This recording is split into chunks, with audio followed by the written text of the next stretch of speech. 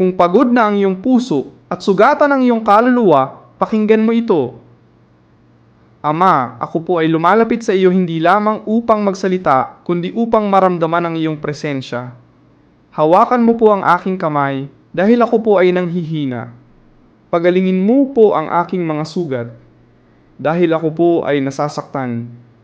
Pakalmahin mo po ang aking puso dahil malakas ang bagyong dumadaan. Hindi ko po alam ang mangyayari bukas, ngunit ipinagkakatiwala ko po ang aking buhay sa iyong mga kamay. Ipakita mo po na hindi ako nag-iisa, na may liwanag pa rin sa gitna ng dilim. Bigyan mo po ako ng lakas upang magpatuloy at pag-asa upang mangarap muli. Sa pangalan ni Jesus, Amen.